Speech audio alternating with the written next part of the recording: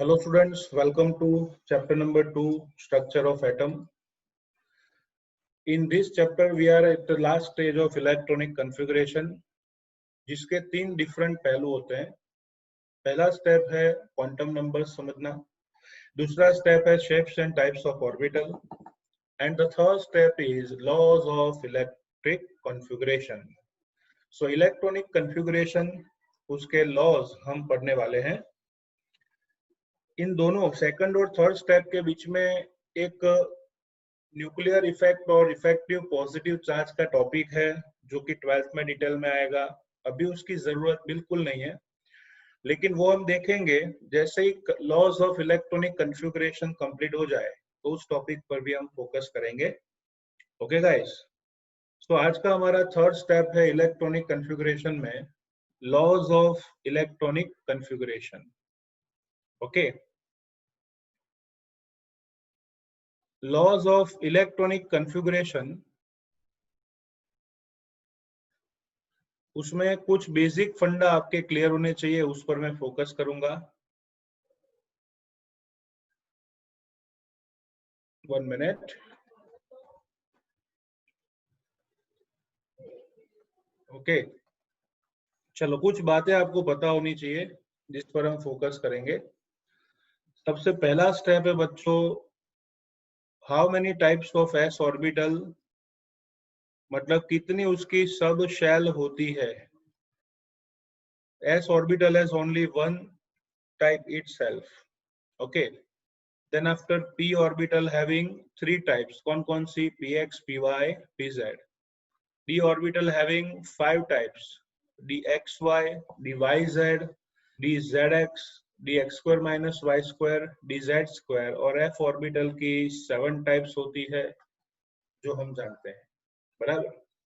f में 2 अलग scientist ने अलग अलग टाइप्स दी है, इसलिए हमारी बुक वालों ने नो कंफ्यूजन दिया ही नहीं है, लेकिन इतना तो याद रखना होगा 7 टाइप्स ऑफ f ऑर्बिटल होती है.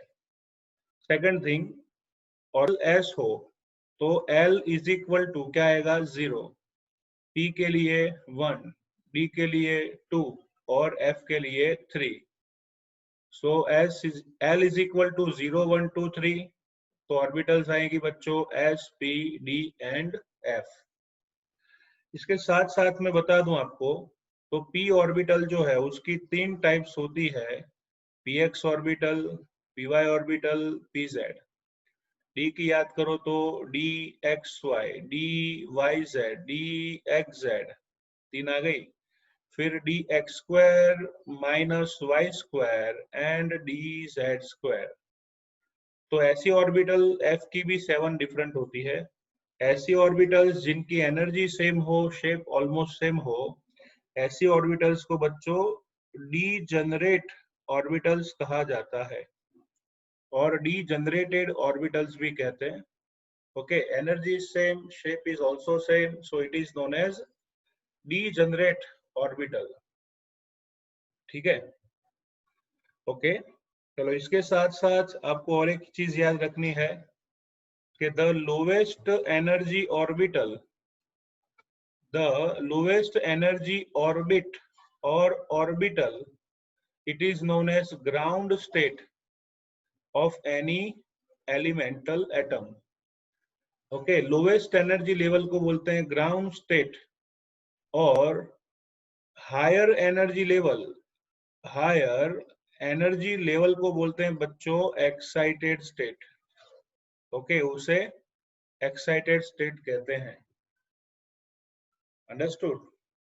और एक चीज याद रखनी है, स्पिन क्वांटम नंबर उसकी 2 वैल्यूज हो सकती है, +1/2 एंड -1/2. उससे आगे कोई स्पिन क्वांटम नंबर की वैल्यूज होगी नहीं. अंडरस्टूड. तो ये सब बेसिक फंडा था जो आपको पता होना चाहिए फॉर इलेक्ट्रॉनिक कॉन्फ़िगरेशन. और एक चीज आपको थोड़ी ध्यान में रखनी है, वो ये है कि सपोज ये न्यूक्लियस है, तो उसके आसपास ऑर्बिट्स और ऑर्बिटल्स कैसे अरेंज होती है वो थोड़ा सा माइंड में रखना है आपको. कैसे? देखो बच्चों, फर्स्ट ऑफ ऑल पहली ऑर्बिट, ओके, पहली ऑर्बिट में सिर्फ एक ही ऑर्बिटल होती है, वो है 1s ऑर्बिटल। दूसरी में 2s होता है, इसके साथ साथ 2p होता है।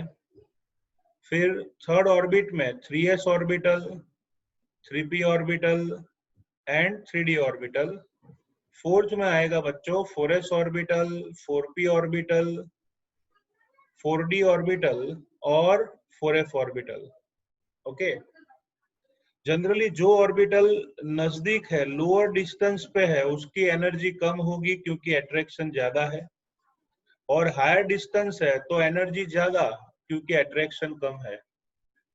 जैसे सिंपल बात करूं तो आप अपने पेरेंट्स से मंडे टू सैटरडे आप फ्री रहते हो, जनरली पापा घर पे नहीं होते हैं, तो आप एनर्जी ज्यादा होगी, मतलब आप घूम फिर सकते हो, कहीं पे भी जा सकते हो। लेकिन अगर संडे की बात हो तो संडे क्या होगा, संडे पेरेंट्स नजदीक है तो हमारी एनर्जी कम रखनी पड़ेगी, थोड़ा पढ़ाई करना पड़ेगा, उनको दिखना चाहिए मेहनत कर रहे हैं, तो हमारी एनर्जी कम होगी।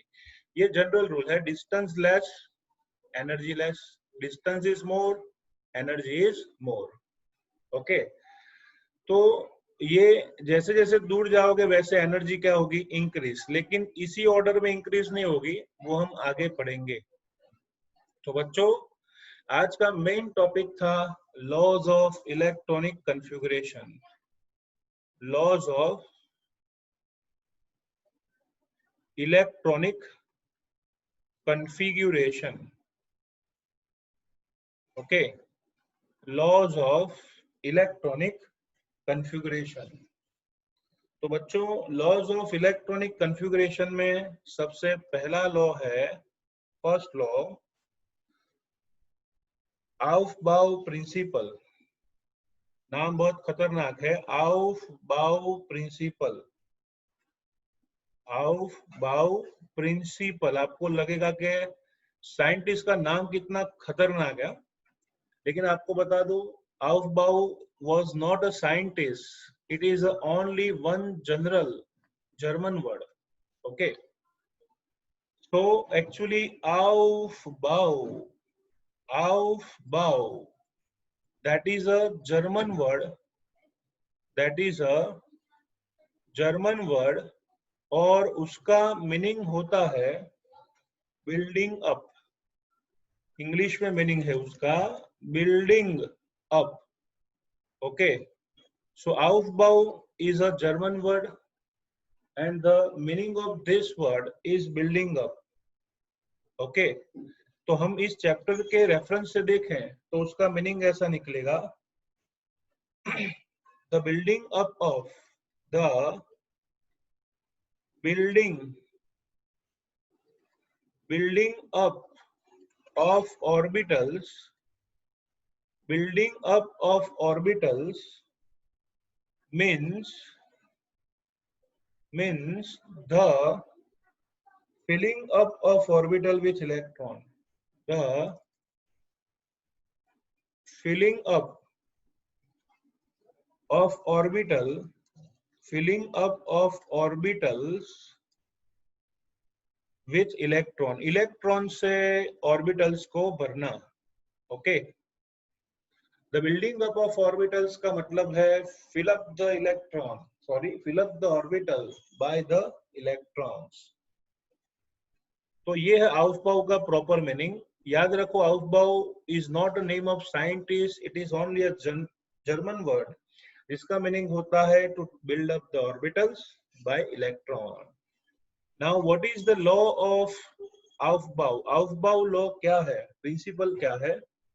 लिखा है, in the ground state of atom, in the ground state of atom, in the ground state of atom, the orbitals are filled, the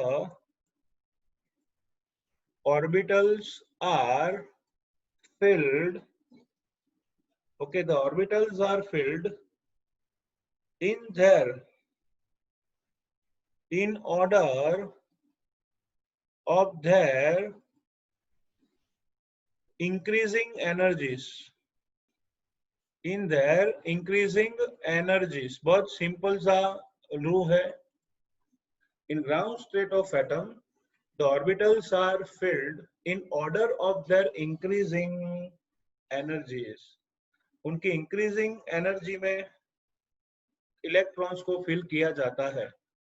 in the ground state of atom the orbitals are filled in order of their increasing energies. Increasing energy में ही electrons को fill किया जाता है।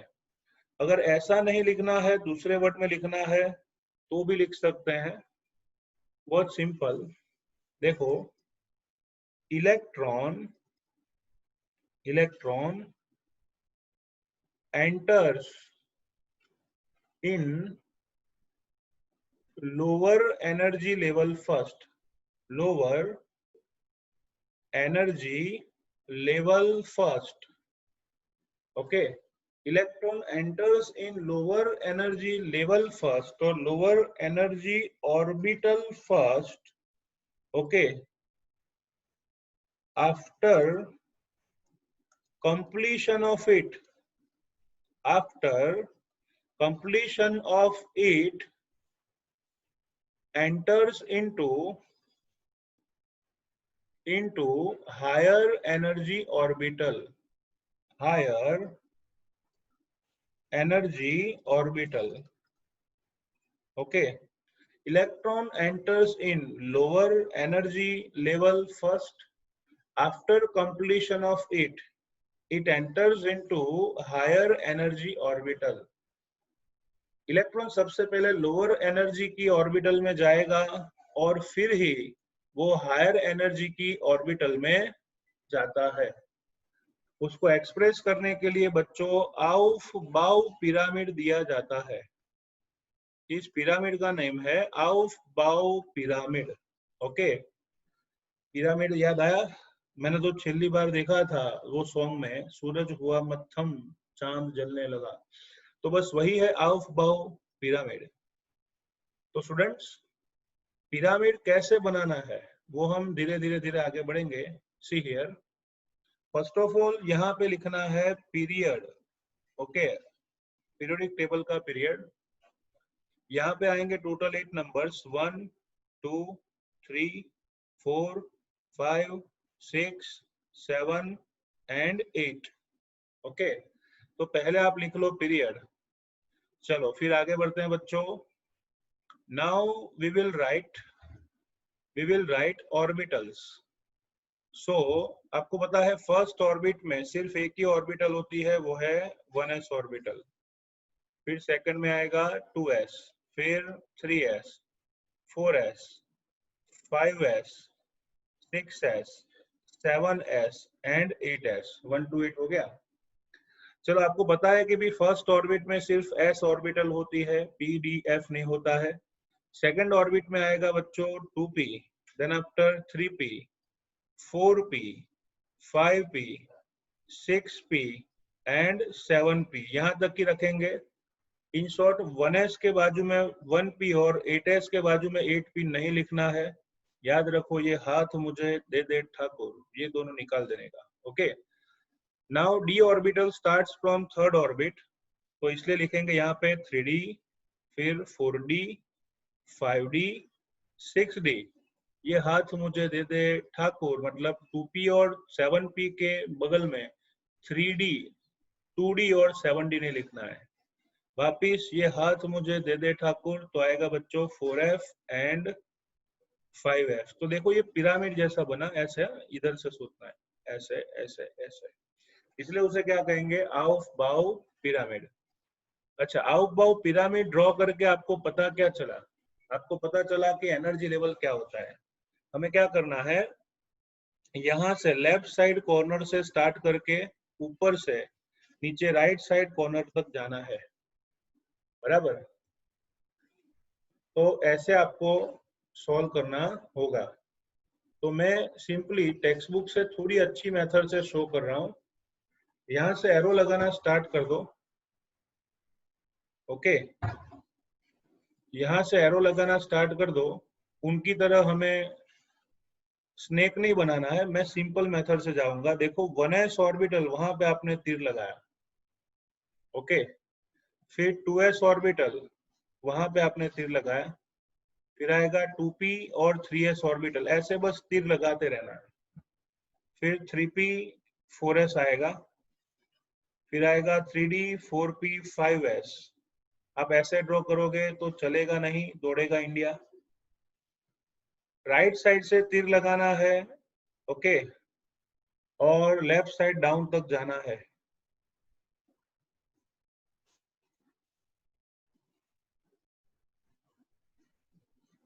Understood? तो ये हुआ of बव पिरामिड, उसमें हमने अरेंजमेंट की ऐसे। हमारी टेक्स्ट बुक वालों ने कुछ नया नहीं किया है, तीर तो लगाया ही है, लेकिन वो सिर्फ शो कर रहे हैं कि 1s लिया, फिर यहाँ से यू टर्न लेके अब वापिस आ जाओ, बराबर।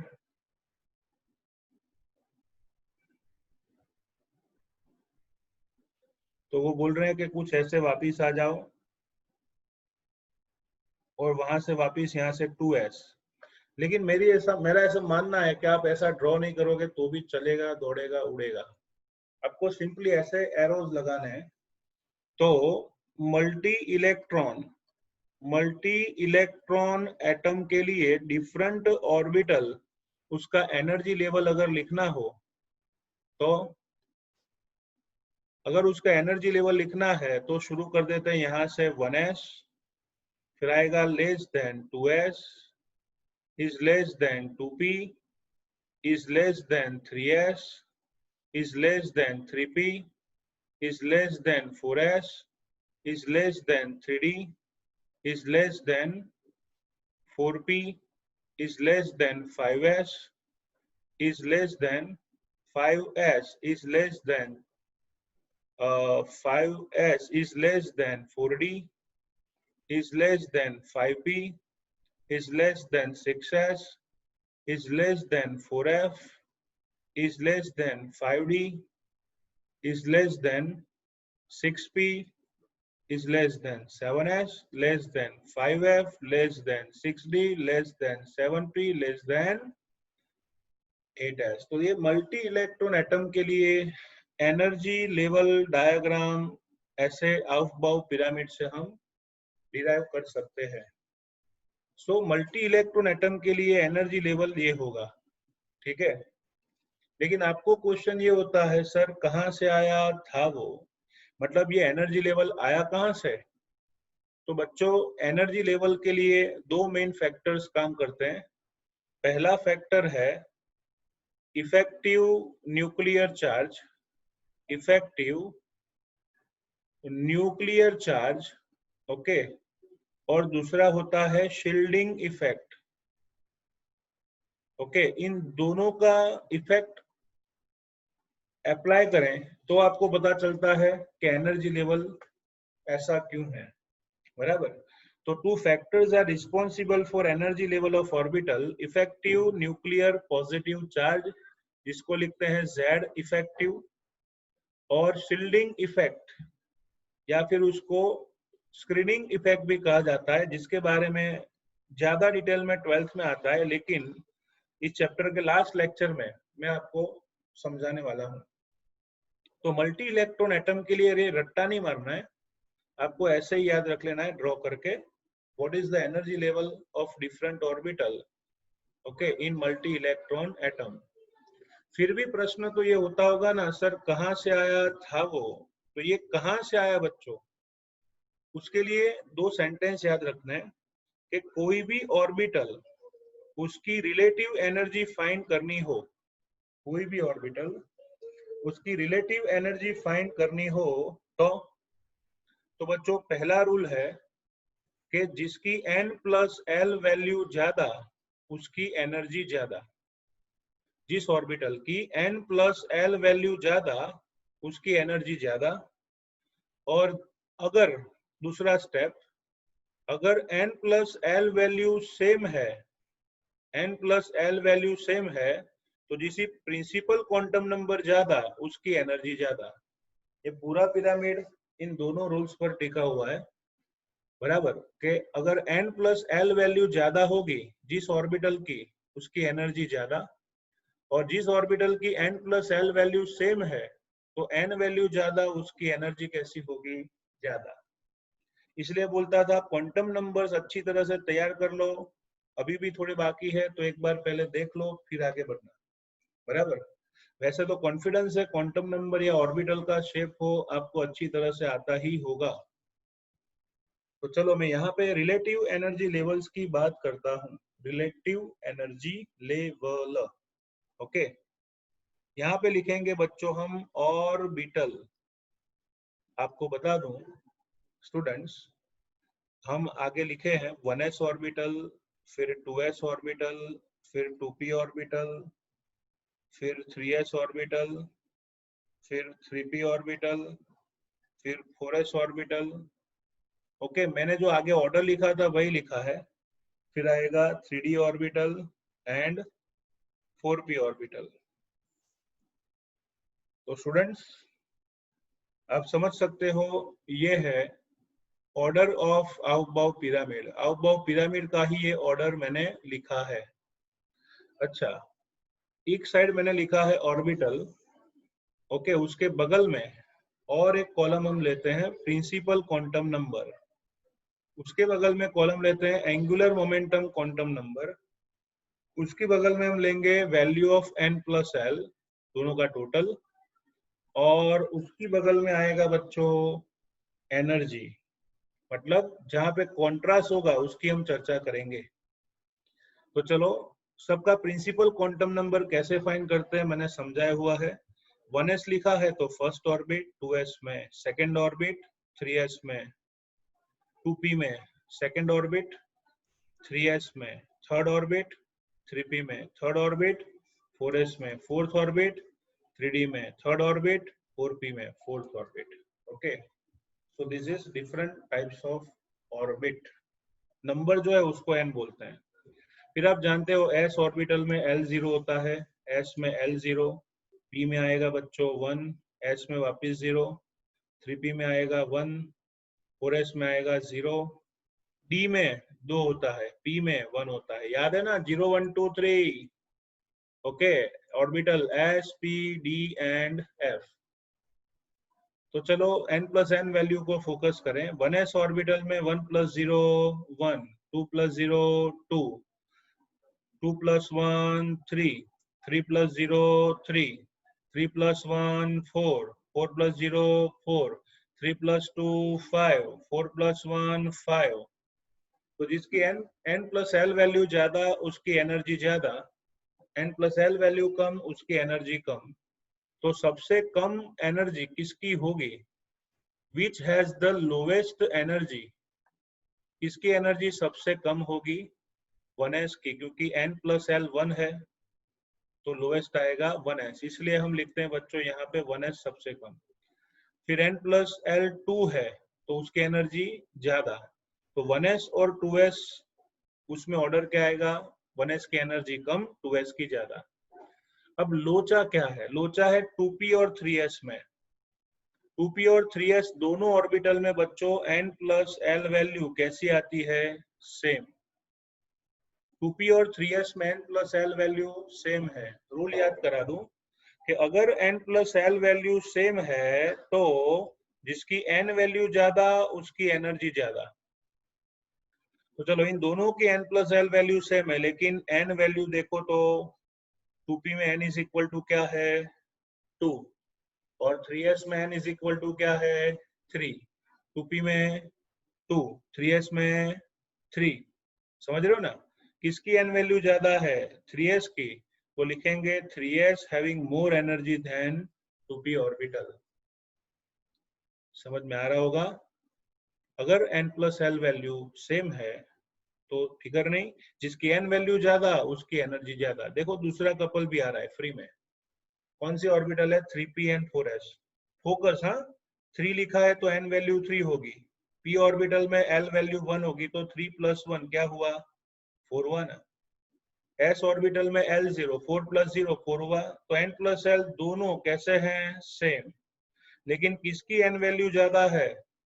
n वैल्यू किसकी ज्यादा है? 4s की। तो यहाँ पे लिखेंगे 4s having more energy than 3p orbital. Same way 3d और 4p में होता है। बच्चों n+l दोनों का कैसा है, सेम, और n+l से मैं चिंता मत करो किसकी n वैल्यू ज्यादा है, 3 और 4 में किसकी ज्यादा होगी, 4p की, इसलिए लिखेंगे 4p having more energy than 3d orbital. ठीक है, तो this is orbital, principal quantum number, फिर l एंड n+l, अंडरस्टूड। तो कहां से आया था वो आउटबाउ पिरामिड, आया कहां से, वो हमने डिस्कस किया कि n+l रूल से आता है। बहुत सिंपल है बच्चों, n+l वैल्यू ज्यादा तो एनर्जी कैसी होगी, ज्यादा, और n+l वैल्यू सेम है तो एनर्जी, जिसका n वैल्यू ज्यादा होगी उसकी एनर्जी ज्यादा होगी। ओके, एज एग्जांपल हम इलेक्ट्रॉनिक कॉन्फ़िगरेशन लिखना चाहे तो एक दो एग्जांपल ले लेते हैं। जैसे बेरिलियम, उसका एटॉमिक नंबर कितना है, 4। फिर लिखना है दूसरा एग्जांपल फ्लोरीन, उसका एटॉमिक नंबर क्या है, 9। तो इलेक्ट्रॉनिक कॉन्फ़िगरेशन कैसे लेते हैं, हम जानते हैं बच्चों 1s की एनर्जी लेस देन 2s है, लेस देन 2p है, लेस देन 3s है। और आप इतना भी जानते होंगे कि s ऑर्बिटल हो उसमें मैक्सिमम 2 इलेक्ट्रॉन आते हैं, p ऑर्बिटल में मैक्सिमम 6 इलेक्ट्रॉन आते हैं, d ऑर्बिटल में मैक्सिमम 10 इलेक्ट्रॉन, और f ऑर्बिटल में मैक्सिमम 14 इलेक्ट्रॉन। अगर नहीं जानते हो तो डिप में मैं आपको नेक्स्ट थियरी में पढ़ाऊंगा। तो s ऑर्बिटल में 2 इलेक्ट्रॉन, p में 6, d में 10, f में 14। मैंने बताया था कोई भी ऑर्बिटल हो उसमें मैक्सिमम 2 इलेक्ट्रॉन होते हैं, बराबर। ओके, s ऑर्बिटल की एक ही टाइप है तो उसमें 2 इलेक्ट्रॉन, p की 3 टाइप्स है, 3 2 6, d की 5 टाइप्स है, 5 2 10, f की 7 टाइप्स है, 7 2 14। तो चलो हम इलेक्ट्रॉन भरते हैं बच्चों। सबसे लोवेस्ट एनर्जी लेवल कौन सा है, 1s, तो लिखेंगे 1s। बेरिलियम का एटॉमिक नंबर 4 है तो उसमें दो दो इलेक्ट्रॉन्स भर सकते हैं, तो लिखो 1s2, क्योंकि s की कैपेसिटी 2 है। फिर आउटबाउ प्रिंसिपल अप्लाई होगा, s फुल हो गया, अब किसकी बारी, 2s की, तो लिखेंगे 2s2, तो हो गए 4 electrons, understood. Okay, so 1s2 2s2 that is your answer, 4 electrons हो गए। चलो फ्लोरीन का एटॉमिक नंबर 9 है तो लिखते हैं 1s2 2s2, पहले 1s में 2 भरे, 2s में कितने भरे, 2, तो 4 इलेक्ट्रॉन हुए।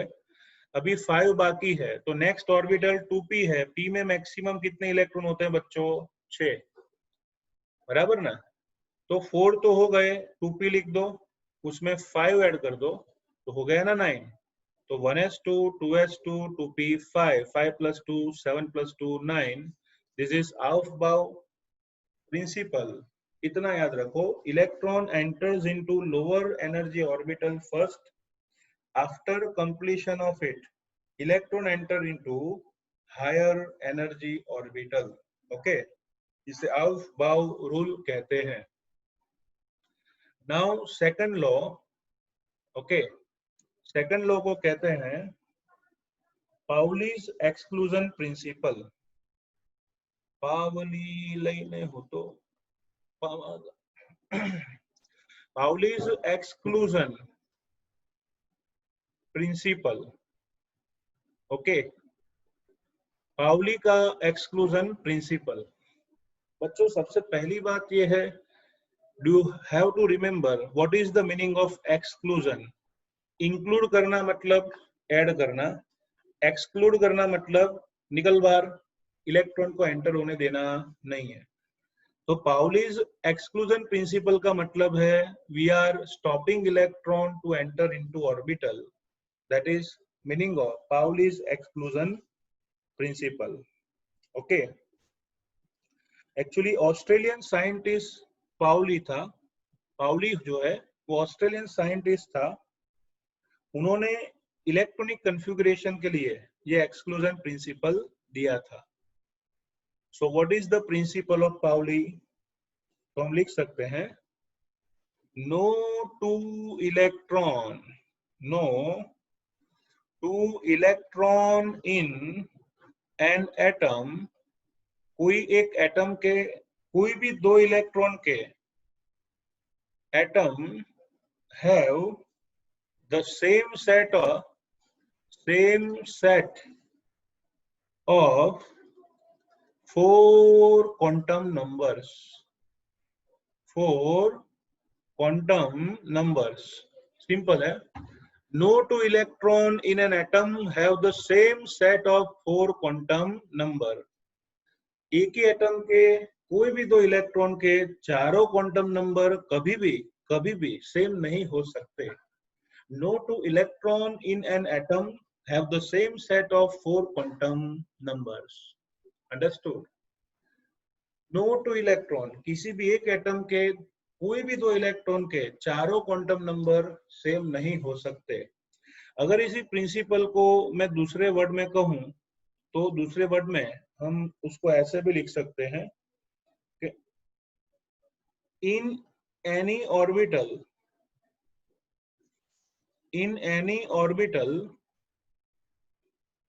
maximum two electron can be filled. In any orbital, two electron can be filled. Maximum two electron can be filled which having opposite spin. Which having opposite spin. कोई भी orbital हो, उस orbital में maximum दो electron आप भर सकते हो जिनका स्पिन कैसा होना है, opposite. So maximum two electron can be filled in any orbital with opposite spin. Opposite spin की दो इलेक्ट्रॉन को मैक्सिमम आप किसी भी ऑर्बिटल में फिल कर सकते हो. That is Pauli's rule of, क्या है उसको, एक्सक्लूजन. बराबर.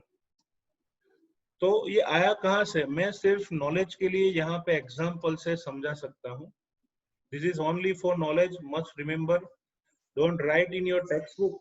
मतलब आप अपनी बुक में लिख सकते हो लेकिन एग्जाम में नहीं लिखोगे तो चलेगा, लिखोगे तो बहुत बढ़िया है. चलो एग्जाम्पल हम लेते हैं 2s ऑर्बिटल का. ओके, 2s ऑर्बिटल का एग्जाम्पल लेके समझते हैं. चलो मैंने 2s ऑर्बिटल में एक इलेक्ट्रॉन भरा. ऑर्बिटल को बच्चों हम बॉक्स से शो करते हैं. तो ऐसे एक इलेक्ट्रॉन हमने 2s ऑर्बिटल में भरा. तो उसके क्वांटम नंबर्स लिखें तो क्या होंगे, principal quantum number 2. s orbital है तो Lb0 MLb0, याद है ना, बजाज LML. s ऑर्बिटल के लिए Lb लड्डू MLb लड्डू. सपोज कीजिए अप साइड एरो है, मतलब स्पिन क्वांटम नंबर +1/2 है, मतलब क्लॉकवाइज डायरेक्शन है. सोचिए सपोज.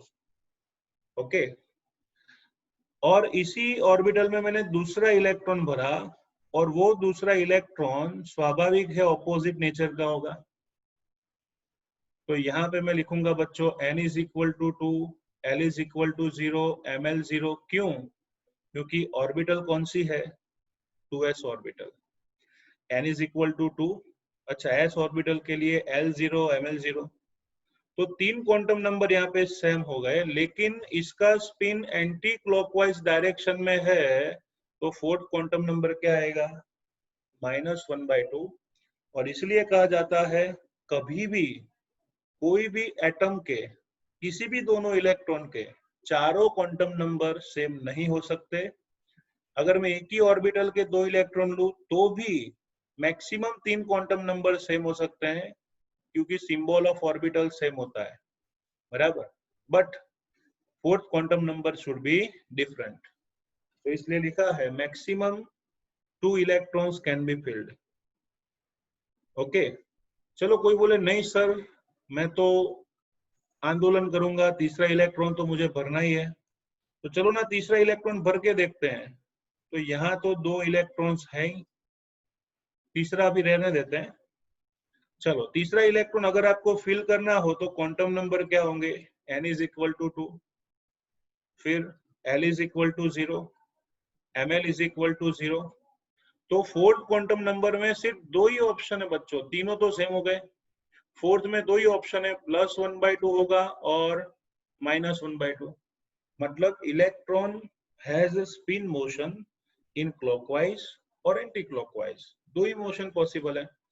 अगर वो क्लॉकवाइज डायरेक्शन में जाता है तो चारों क्वांटम नंबर पहले इलेक्ट्रॉन से मैच हो गए, मतलब जिसे हम तीसरा कह रहे थे वो तो फर्स्ट इलेक्ट्रॉन है। अगर एंटी क्लॉकवाइज डायरेक्शन में मोशन है उसकी, तो एस और एम एस क्या होगा, -1/2।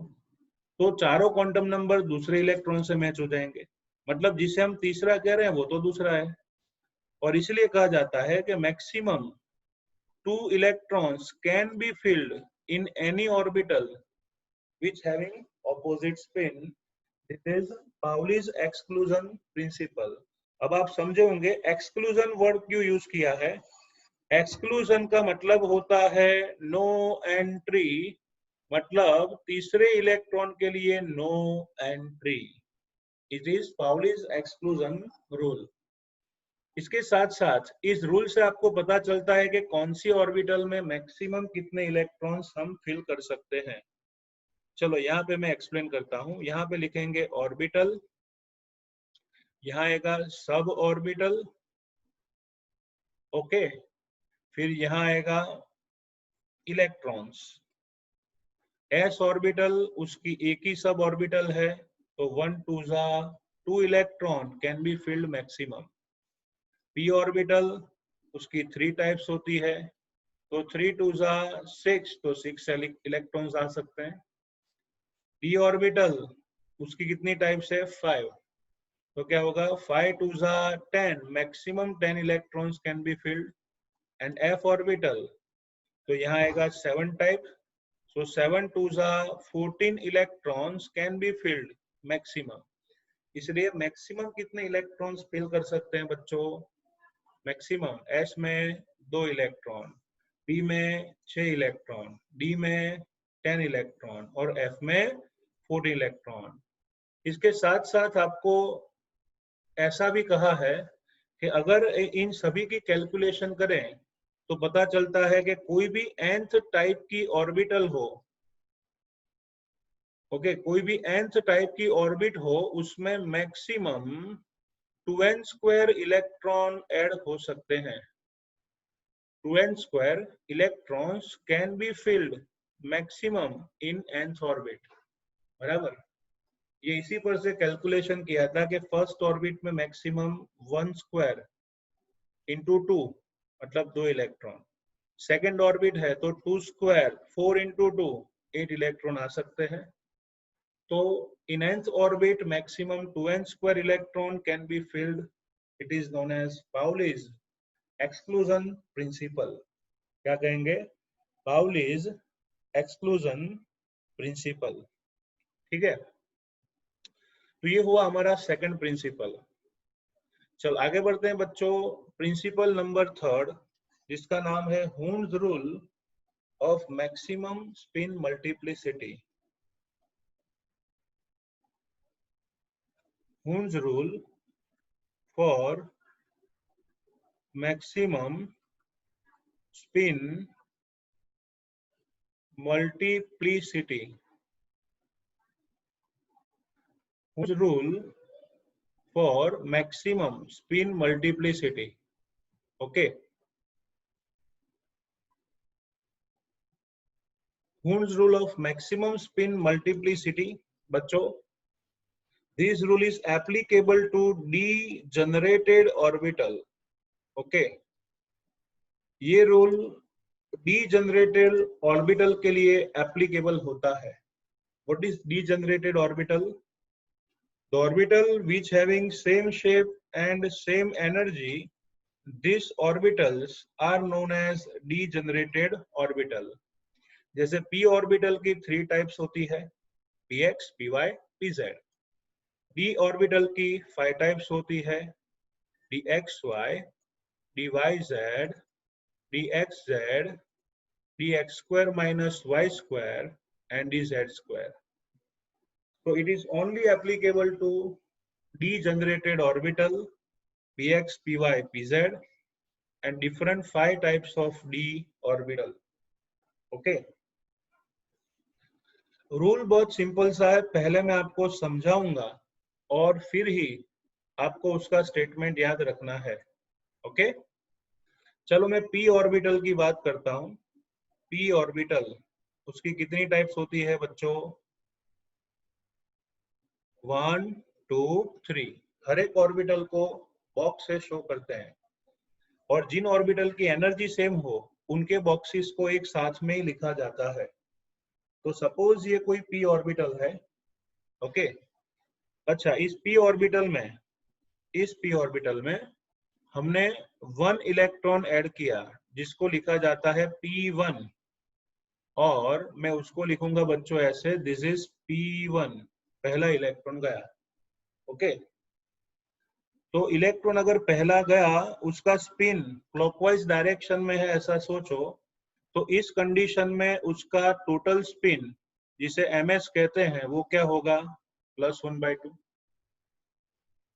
एक ही ऑर्बिटल है, मतलब एक ही इलेक्ट्रॉन है और क्लॉकवाइज डायरेक्शन है, अप स्पिन है, तो उसको +1/2 जनरली लेते हैं, तो टोटल स्पिन क्वांटम नंबर क्या होगा? 1/2. चलो अब उससे आगे जाते हैं बच्चों. दूसरा एक इलेक्ट्रॉन ऐड करना है. ओके, p ऑर्बिटल में फर्स्ट इलेक्ट्रॉन था जिसका टोटल स्पिन है +1/2. अब आपको दूसरा एक इलेक्ट्रॉन ऐड करना है जिसमें दो बातें हो सकती है, मतलब दो पॉसिबिलिटी है. क्या? पहली पॉसिबिलिटी ये है कि नया आने वाला इलेक्ट्रॉन पैरिंग कर दे. नई पॉसिबिलिटी ये है बच्चों कि पहला इलेक्ट्रॉन तो था ही, नया आने वाला दूसरा इलेक्ट्रॉन उसकी पैरिंग कर दे. क्या कर दे बच्चों? पैरिंग, मतलब डिशुम रब ने बना दी जोड़ी. ओके, पहला ऑप्शन ये है. दूसरा ऑप्शन ये है कि px में जो इलेक्ट्रॉन था वैसे ही रहेगा, लेकिन नया इलेक्ट्रॉन py में सेम स्पिन से रहेगा. दो ऑप्शन है, पहला कपलिंग और दूसरा अनपेड इलेक्ट्रॉन. बच्चों पहले में बाल विवाह हो गया, अभी तो आया था इलेक्ट्रॉन, शादी कर ली, और दूसरे में ऐसा कुछ नहीं, साइड वाली ऑर्बिटल में सेम स्पिन से मोशन चालू कर दी. तो दो ऑप्शन है दूसरे इलेक्ट्रॉन के. तो अगर मैं p2 लिखूं तो उसमें दो ऑप्शन है, तो उसमें से कौन सा ऑप्शन राइट होगा? तो चलो ना स्पिन मल्टीप्लिसिटी चेक करते हैं. स्पिन मल्टीप्लिसिटी ms का टोटल होगा, पहले इलेक्ट्रॉन का स्पिन क्वांटम नंबर +1/2, दूसरे का -1/2 इज इक्वल टू 0. तो स्पिन मल्टीप्लिसिटी क्या हुई इसकी? 0. ओके, लेकिन यहाँ पे सेकंड ऑप्शन में क्या है? पहला भी +1/2, दूसरा भी +1/2, तो टोटल आंसर क्या हुआ? 1. यही तो लोग समझाते नहीं है. What is the meaning of Hund's rule? सीधा रट्टा मरवा देते हैं कि भाई ये स्टेटमेंट है. स्टेटमेंट कैसे आया वो समझो भाई. स्टेटमेंट ऐसे आया कि पहला इलेक्ट्रॉन ऑलरेडी फर्स्ट ऑर्बिट में था, अब दूसरा आएगा तो दो ऑप्शन है, कपलिंग होगा या बगल में जाएगा. अगर कपलिंग हुआ तो स्पिन मल्टीप्लिसिटी 0 हो गई, और बगल में गया तो स्पिन मल्टीप्लिसिटी या टोटल स्पिन 1 होता है. उन्होंने बताया कि इलेक्ट्रॉन ऐसे अरेंज होगा जैसे मैक्सिमम स्पिन मल्टीप्लिसिटी मिले. अब स्पिन मल्टीप्लिसिटी दोनों में से किसकी ज्यादा है? दोनों में से किसकी ज्यादा है? 0 या 1? 1. और इसीलिए इलेक्ट्रॉन कहाँ एंटर होगा? सेकंड ऑर्बिट में.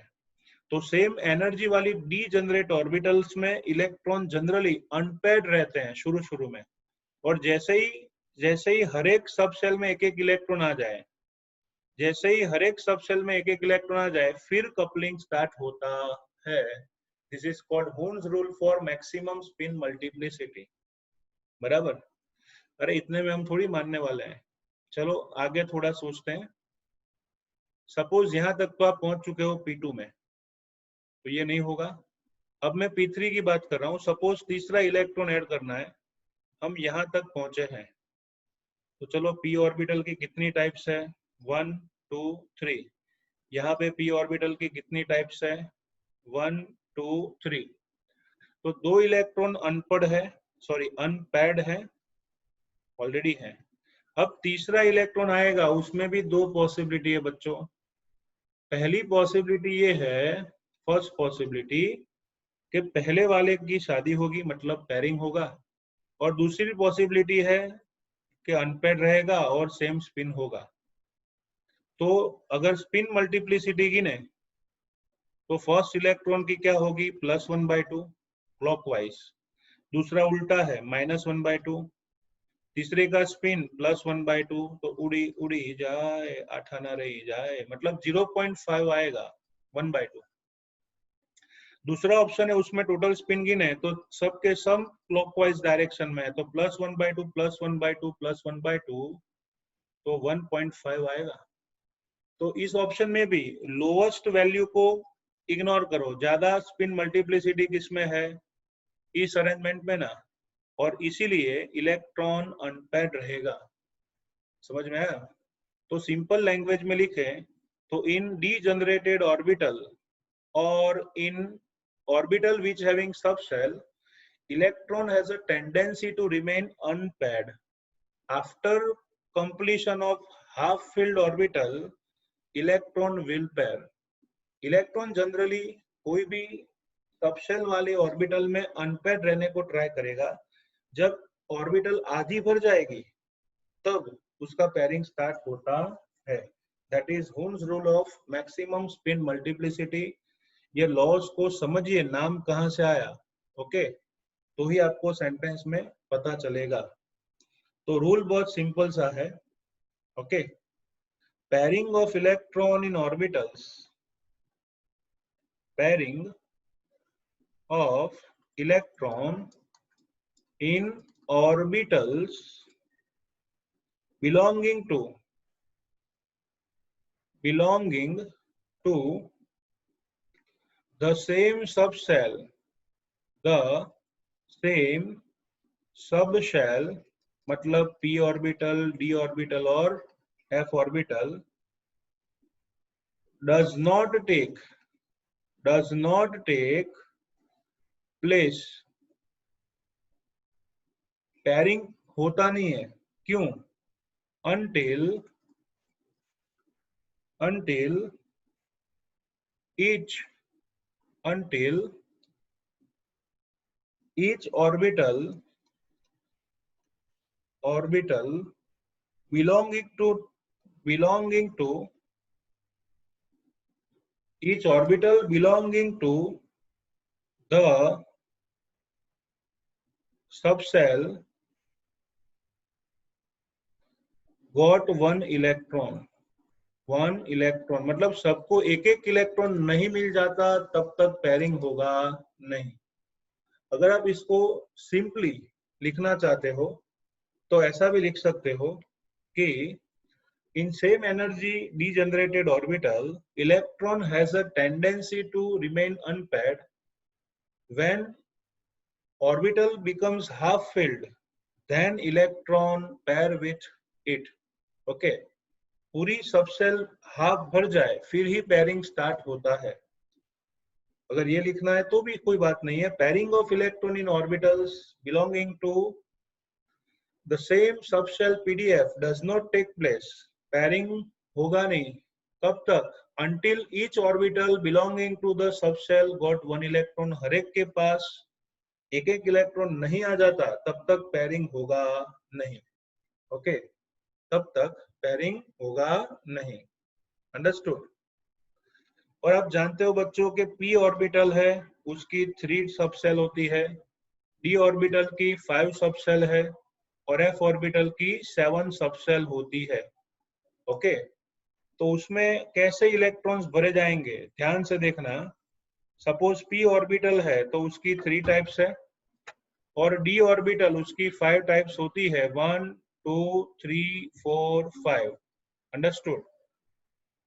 तो p ऑर्बिटल उसको कैसे भरा जाएगा, देखो बच्चों ऐसे भरा जाता है, पहला इलेक्ट्रॉन आएगा ऐसे, अंडरस्टूड।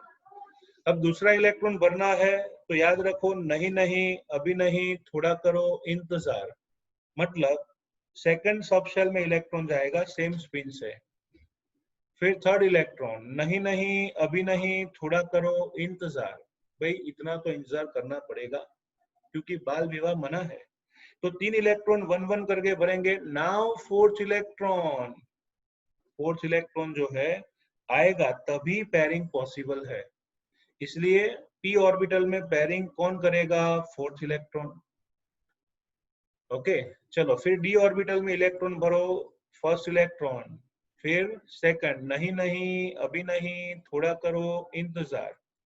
सो 5 इलेक्ट्रॉन्स फिल हो गए। फिर 6th इलेक्ट्रॉन आएगा तभी पेयरिंग पॉसिबल है। तो 6 इलेक्ट्रॉन पेयर बनाएगा।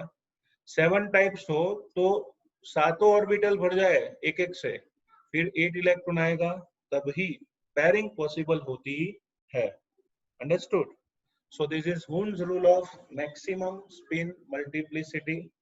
ओके, उसे हम आगे भी पढ़ने वाले हैं इलेक्ट्रॉनिक कॉन्फ़िगरेशन में। लेकिन इतना याद रखो कि सेम एनर्जी वाली ऑर्बिटल्स में इलेक्ट्रॉन इनिशियली अनपेयर्ड रहते हैं और स्पिन सेम रहता है। लेकिन जब सभी ऑर्बिटल्स हाफ फिल्ड हो जाए फिर ही पेयरिंग स्टार्ट होता है। That is called Hund's rule of maximum spin multiplicity. Understood? फिर भी मैं एक एग्जांपल देता हूं जो आपको ध्यान में रखना है बच्चों। एग्जांपल बहुत सिंपल सा है। चलो, boron atomic number 5, carbon atomic number 6, nitrogen 7, oxygen 8, fluorine 9 and neon 10. This is atomic number of boron to neon. बराबर, सबके एटॉमिक नंबर्स हैं जो हमने लिखे। अब मैं इलेक्ट्रॉनिक कॉन्फ़िगरेशन कैसे भरूंगा आप देखोगे। यहाँ पे मैं लिखूंगा बच्चों 1s ऑर्बिटल, फिर 2s ऑर्बिटल, फिर 2p ऑर्बिटल। 1s ऑर्बिटल में बच्चों 1s ऑर्बिटल में एक ही टाइप होती है, 2s में एक और 2p में 3 टाइप्स होती है। तो मैं सभी ऑर्बिटल्स को बॉक्स से शो कर रहा हूं। कुछ लोग क्या करते हैं, सभी बॉक्सेस को ज्वाइन कर देते हैं। भैया ज्वाइन नहीं करना है। चलो, आप किसी सोसाइटी में रहते हो तो आपके और बाजू वाले के बंगले के बीच में स्पेस तो चाहिए ना। पता कैसे चलेगा दोनों का डिफरेंट डिफरेंट है कि नहीं? वैसे यहाँ पे एनर्जी जिसकी सेम होगी वो बॉक्सेस नजदीक आएंगे, लेकिन जिसकी एनर्जी डिफरेंट होगी जरा जरा छुट्टा छुट्टा छुट्टा। ओके, तो ये सब ऑर्बिटल्स हुई। आप जानते हो पी ऑर्बिटल की 3 टाइप्स होती है, px, py, pz। तो 1s ऑर्बिटल वहां से स्टार्ट करते हैं क्योंकि आउफबाउ ने कहा lower energy level first. Boron में 5 इलेक्ट्रॉन्स होते हैं, भर देते हैं। चलो, 1s2 स्पिन ऑपोजिट होने चाहिए, फिर 2s2 4 इलेक्ट्रॉन हो गए, फिर 2p1 हो गया। चलो वापिस और एक इलेक्ट्रॉन कार्बन में ऐड करेंगे क्योंकि एटॉमिक नंबर 6 है। 1 2 3 4 5 बाजू में ही कर दूं? नहीं नहीं नहीं अभी नहीं, थोड़ा करो इंतजार। तो यहाँ पे आएगा एटॉमिक नंबर 6, तो 6 इलेक्ट्रॉन। ओके, बाल विवाह मना है बच्चों। नाइट्रोजन 1 2 3 4 5 6 7, नहीं नहीं अभी नहीं, थोड़ा करो इंतजार। मतलब एटॉमिक नंबर 7 हो तो ऐसे अनपढ़ रहेंगे, अनपेयर्ड। चलो, ऑक्सीजन एटॉमिक नंबर 8 गिनो तो 1s में 2, फिर 2s में 2। चलो, नहीं नहीं अभी नहीं, थोड़ा करो इंतजार। अब ये तो 7 ही हुए। 1 2 3 4 5 6 7 8 करने हैं ना, तो ये तो होना ही था। बराबर, तो यहाँ पे 1 इलेक्ट्रॉन का पेयरिंग होगा। चलो, फ्लोरीन के 9 भर दें। 1 2 3 4, फिर आएगा 5 6 7, नहीं नहीं अभी नहीं, थोड़ा करो इंतजार। ये तो होना ही था। हो गए 9 इलेक्ट्रॉन्स। चलो, नियॉन 10 क्या आएगा? 1s2, देन आफ्टर 2s2, 1 2 3, ये तो होना ही था। एक बार अनपेड हो गए फिर पैड तो होना ही है। बराबर। तो याद रखो, this is Hund's rule of maximum spin multiplicity. ये कॉलम शो करता है हुन्स रूल कि सेम एनर्जी की ऑर्बिटल हो, उसमें सेम स्पिन के इलेक्ट्रॉन पहले अनपेयर्ड रहते हैं और फिर ही पेयरिंग होती है। तो ओके बच्चों, ये तीनों लॉज एकदम अच्छी तरह से तैयार कर लो। ओके, फिर नेक्स्ट लेक्चर में इलेक्ट्रॉनिक कॉन्फ़िगरेशन के बारे में पढ़ेंगे।